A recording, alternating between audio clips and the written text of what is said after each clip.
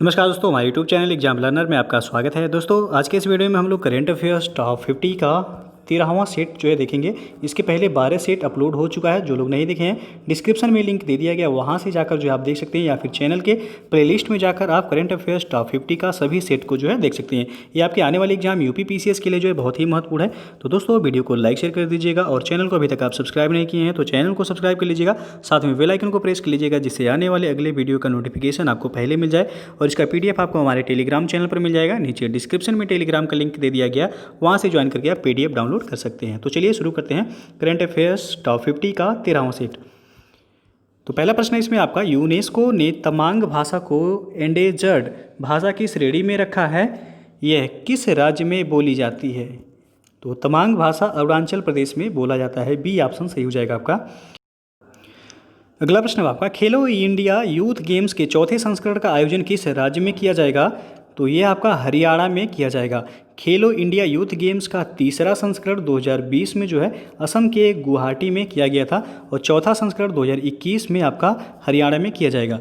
तो याद रखिए, खेलो इंडिया यूथ गेम्स जो है चौथा संस्करण ये 2021 में हरियाणा में होगा।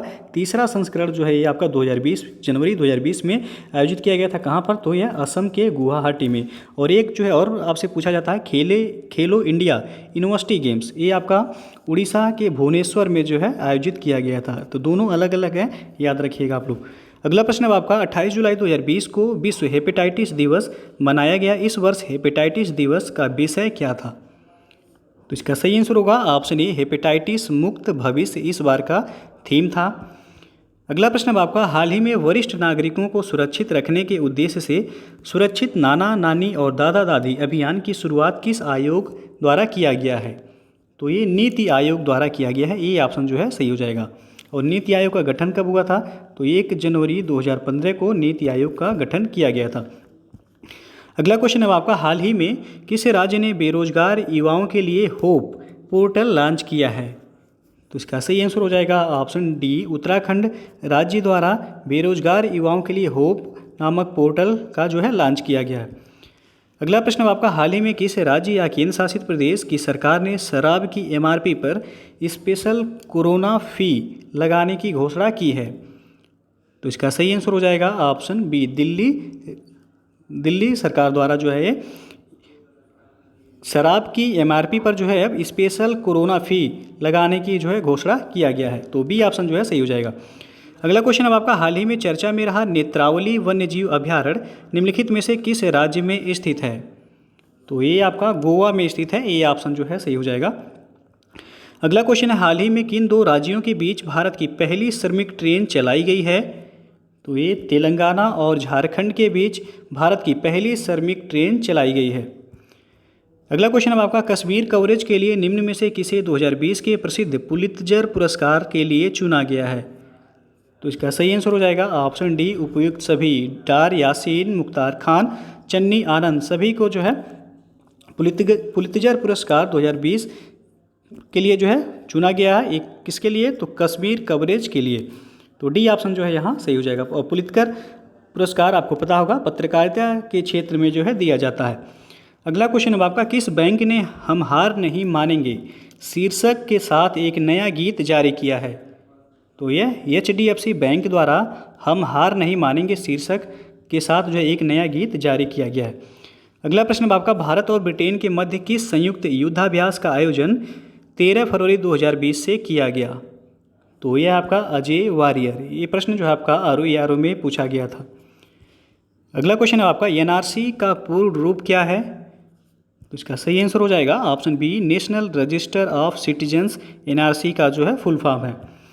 अगला प्रश्न है आपका, उड़ान योजना के तहत कितने नए हवाई अड्डे का निर्माण किया जाएगा? तो इसका सही आंसर हो जाएगा ऑप्शन ए, उड़ान योजना के तहत 100 नए हवाई अड्डे का निर्माण किया जाएगा। अगला क्वेश्चन है आपका, कृषक नवोन्मेष कोष की स्थापना किसने किया है? तो इसका सही आंसर हो जाएगा ऑप्शन बी, ICAR द्वारा कृषक नवोन्मेष कोष की जो है स्थापना की गई है। ICAR का फुल फॉर्म जो होता है Indian council of agricultural research, इसका फुल फॉर्म होता है। अगला प्रश्न है आपका, किस वर्ष का बजट भाषण इतिहास का सबसे लंबा भाषण रहा? तो ये था आपका वर्ष 2020 का बजट भाषण, इतिहास का सबसे लंबा बजट भाषण जो है रहा। अगला प्रश्न अब आपका, हाल ही में अरुणाचल प्रदेश में पहला हिंदी समाचार पत्र लॉन्च किया गया जिसका नाम है, तो इसे अरुण भूमि नाम दिया गया। सी ऑप्शन जो है सही हो जाएगा। अगला प्रश्न अब आपका, भारत में कुपोषण के विरुद्ध जागरूकता फैलाने के लिए संयुक्त राष्ट्र द्वारा किस अभियान की शुरुआत की गई है? तो इसका सही आंसर हो जाएगा option C, feed our future अभियान की शुरुआत की गई है। अगला प्रश्न अब आपका, निमोनिया के कारण बाल मृत्यु दर को कम करने के उद्देश्य से केंद्रीय स्वास्थ्य एवं परिवार कल्याण मंत्रालय द्वारा हाल ही में किस योजना का शुभारंभ किया गया? तो इसका सही आंसर हो जाएगा ऑप्शन बी, सांस अभियान का शुभारंभ किया गया। बी ऑप्शन जो है सही हो जाएगा। अगला क्वेश्चन आपका, हाल ही में किस भारतीय अभिनेता को गोल्डन ड्रैगन अवार्ड से सम्मानित किया गया है? तो इसका सही आंसर हो जाएगा ऑप्शन डी, नवाजुद्दीन सिद्दीकी को हाल ही में जो है गोल्डन ड्रैगन अवार्ड से सम्मानित किया गया है। अगला प्रश्न अब आपका, वर्ष 2019 के लिए किसे नेल्सन शरणार्थी पुरस्कार से सम्मानित किया जाएगा? तो इसका सही आंसर हो जाएगा ऑप्शन बी, अजीज बेग आसूरो को नेल्सन शरणार्थी पुरस्कार से सम्मानित किया जाएगा। अगला प्रश्न अब आपका, यूजीसी द्वारा सभी विश्वविद्यालय को कब तक डिजिटलाइज्ड करने का लक्ष्य रखा गया है? तो इसका सही आंसर हो जाएगा ऑप्शन ए, वर्ष 2020 तक यूजीसी द्वारा यानी कि यूनिवर्सिटी ग्रांट कमीशन के द्वारा सभी विश्वविद्यालय को डिजिटलाइज्ड करने का लक्ष्य रखा गया है। अगला क्वेश्चन आपका, जिन्ना ऑफ पाकिस्तान पुस्तक के लेखक कौन हैं? तो इसका सही आंसर हो जाएगा ऑप्शन डी, स्टैनले वालपोर्ट जो है जिन्ना ऑफ पाकिस्तान नामक पुस्तक के लेखक हैं। अगला क्वेश्चन अब आपका, पहली बार किस भारतीय महिला क्रिकेटर ने 100 अंतर्राष्ट्रीय T20 मैच खेलने का रिकॉर्ड बनाया है? तो इसका सही आंसर हो जाएगा ऑप्शन सी, हरमनप्रीत कौर जो है पहली भारतीय क्रिकेटर हैं जो 100 अंतर्राष्ट्रीय T20 मैच खेलने का रिकॉर्ड इन्होंने बनाया है। अगला प्रश्न अब आपका, 107वीं भारतीय विज्ञान कांग्रेस का आयोजन कहाँ किया गया? तो इसका सही जो आंसर हो जाएगा आपका ऑप्शन बी से होगा, बेंगलुरु में। 107वीं भारतीय विज्ञान कांग्रेस का आयोजन बेंगलुरु में किया गया और 108वीं भारतीय विज्ञान कांग्रेस का आयोजन वह आपका पुणे में किया जाएगा। अगला प्रश्न आपका, हाल ही में केंद्र सरकार ने मिलिट्री पुलिस भर्ती में कितने प्रतिशत महिलाओं को आरक्षण देने की घोषणा की है? तो इसका सही आंसर हो जाएगा ऑप्शन बी, 20%। हाल ही में जो है केंद्र सरकार द्वारा मिलिट्री पुलिस भर्ती में महिलाओं को 20% आरक्षण देने की घोषणा की है। अगला प्रश्न आपका, सोशल मीडिया के खिलाफ कानून बनाने वाला विश्व का पहला देश कौन बना है? तो इसका सही आंसर हो जाएगा ऑप्शन बी, ब्रिटेन। ब्रिटेन हाल ही में जो है सोशल मीडिया के खिलाफ कानून बनाने वाला विश्व का पहला देश बन गया है। अगला क्वेश्चन अब आपका, हाल ही में किस राज्य का फाइंग गांव देश का पहला कार्बन पॉजिटिव गांव के रूप में विकसित किया गया है? तो इसका सही आंसर हो जाएगा ऑप्शन बी, मणिपुर। अगला प्रश्न अब आपका, इंटरनेशनल एस्ट्रोनॉमिकली यूनिट ने किस भारतीय के नाम पर एक क्षुद्र ग्रह का नाम रखा है? तो इसका सही आंसर हो जाएगा ऑप्शन बी, पंडित जसराज के नाम पर जो है एक क्षुद्र ग्रह का नाम रखा गया है। अगला प्रश्न अब आपका, अंतर्राष्ट्रीय शांति दिवस कब मनाया जाता है? तो इसका सही आंसर हो जाएगा ऑप्शन बी, 21 सितंबर को अंतर्राष्ट्रीय शांति दिवस मनाया जाता है। अगला क्वेश्चन अब आपका, कालेश्वरम बहुउद्देशीय लिफ्ट सिंचाई परियोजना का संबंध किस राज्य से है? तो इसका सही आंसर हो जाएगा ऑप्शन ए, तेलंगाना राज्य से। अगला प्रश्न अब आपका, हाल ही में रॉबर्ट मुगाबे का निधन हो गया, वह किस देश के पूर्व राष्ट्रपति थे? तो रॉबर्ट मुगाबे या जिम्बाब्वे के पूर्व राष्ट्रपति थे। बी ऑप्शन सही हो जाएगा। अगला क्वेश्चन है, किस खिलाड़ी को ढींग एक्सप्रेस के नाम से जाना जाता है? तो इसका सही आंसर हो जाएगा ऑप्शन डी से हो जाएगा, हिमा दास को जो है ढींग एक्सप्रेस के नाम से जाना जाता है। अगला क्वेश्चन है आपका, किस राज्य या केंद्र शासित प्रदेश ने 2021 तक सभी सरकारी कार्यालयों को कागज रहित बनाने की घोषणा की है? तो वह आपका अरुणाचल प्रदेश है। डी ऑप्शन सही हो जाएगा। अरुणाचल प्रदेश द्वारा वर्ष 2021 तक सभी सरकारी कार्यालयों को कागज रहित बनाने की घोषणा की गई है। अगला क्वेश्चन है, सूक्ष्म लघु एवं मध्यम उपक्रमों MSME में आर्थिक एवं वित्तीय स्थिरता हेतु दीर्घकालीन उपाय सुझाने के लिए किसकी अध्यक्षता में एक समिति का गठन किया गया है? तो यह UK सिन्हा समिति की अध्यक्षता में एक समिति का गठन किया गया है। अगला क्वेश्चन है आपका आईसीसी एक दिवसीय क्रिकेट विश्व कप 2023 का आयोजन किस देश में होगा? तो यह भारत में इसका आयोजन किया जाएगा। याद रखिएगा, एक दिवसीय यानी कि वनडे क्रिकेट विश्व कप 2023 का आयोजन वह भारत में किया जाएगा। अगला क्वेश्चन है आपका हाल ही में केंद्र सरकार द्वारा प्रकाश पोर्टल लॉन्च किया गया जिसका उद्देश्य है? तो इसका सही आंसर हो जाएगा ऑप्शन डी, कोयला आपूर्ति की मॉनिटरिंग करना जो है इसका उद्देश्य है। अगला क्वेश्चन है आपका कजाकिस्तान की राजधानी वर्तमान में कहाँ है?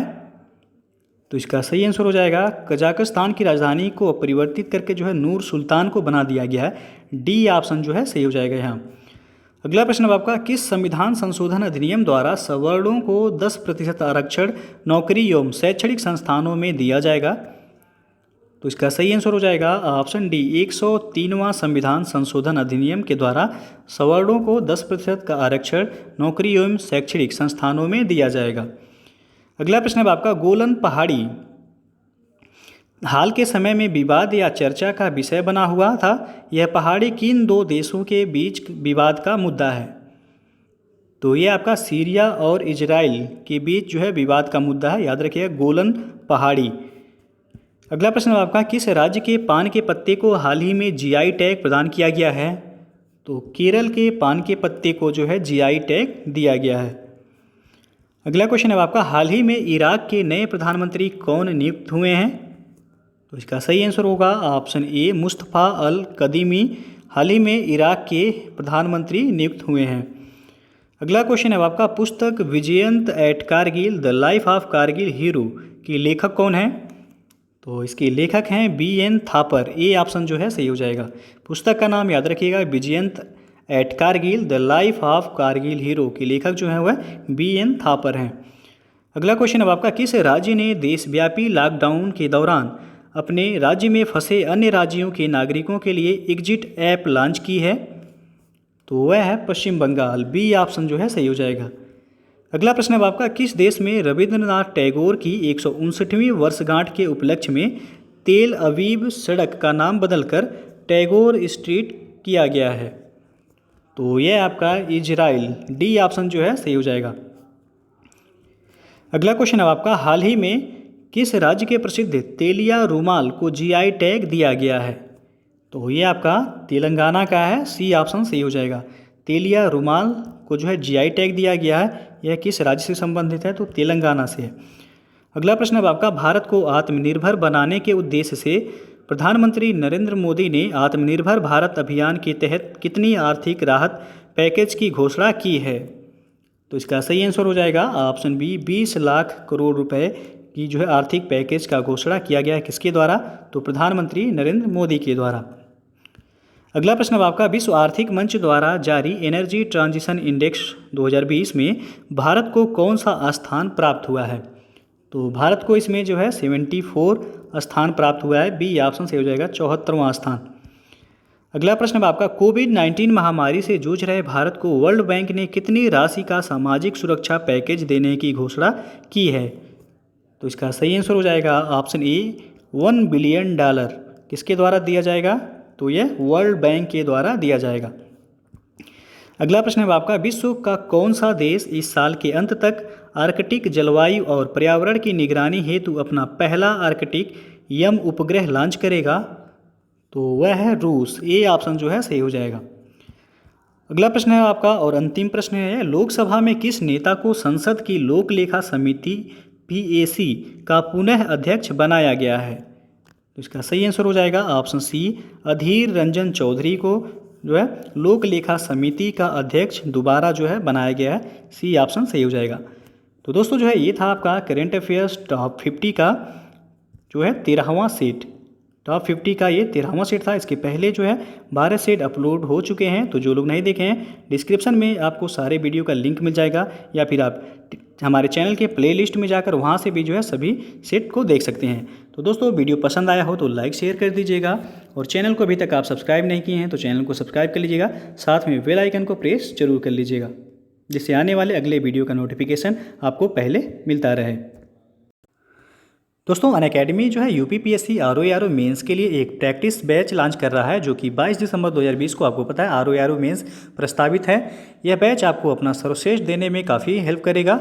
इसमें आपको अनअकैडमी के टॉप एजुकेटर्स द्वारा मार्क टेस्ट और डाउट सेशन के साथ लाइव मार्गदर्शन प्रदान किए जाएंगे। यह बैच आपका 12 अक्टूबर 2020 से जो है स्टार्ट हो रहा है। तो जो लोग भी जो है मेंस की तैयारी करना चाहते हैं जुड़ सकते हैं। उसके लिए आपको अनअकैडमी का लर्निंग ऐप सबसे पहले इंस्टॉल करना होगा।